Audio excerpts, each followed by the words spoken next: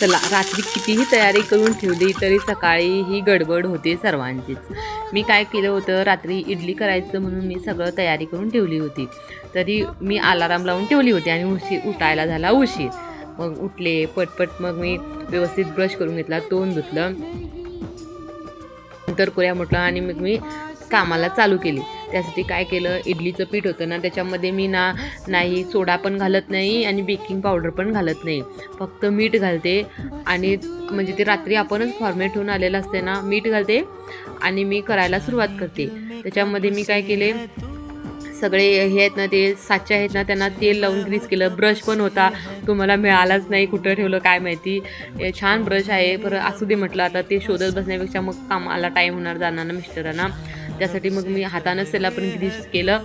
आणि सगळे मोडमध्ये ना इडली घातली. मग मी इडली पात्र आहे ना, त्याच्यामध्ये पाणी पण घातलं. ज्या पाणी उकळल्यानंतर ना, मग ते इडलीचे साचे आहेत ना, ते पण ठेवले त्याच्यामध्ये आणि मग घट्ट लावलं. आणि मिनिमम त्यांना मी 15 ते 16 मिनटं मी त्यांना हे करून घेतले. तिकडं इडलीचं तयार होईपर्यंत ना, इकडं मिस्टरांना करून मी नारळ फोडून घेतला आणि मी खोबरं पण काढून घेतले.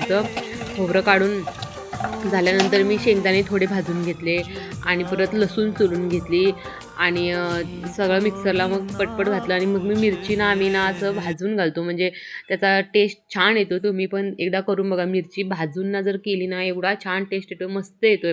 मग मी मिक्सरला बारीक करून घेतलं, त्याच्यामध्ये 2 बर्फाचे खडे पण घातले, म्हणजे मला बारीक खाईन पाहिजे.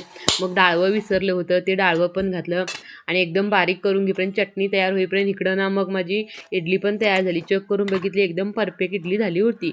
नंतर ते झाल्यानंतर मी काय केलं, इकडं साईडला काढून ठेवलं आणि मग इकडे मी चटणीला तडका द्यायला ठेवलं होतं. मग तेल घातलं, मोहरी घातली, थोडं जिरं घातलं, कढीपत्ता घातला, लाल मिरची घातली आणि तडका असा खमंग वास एवढा छान येत होता.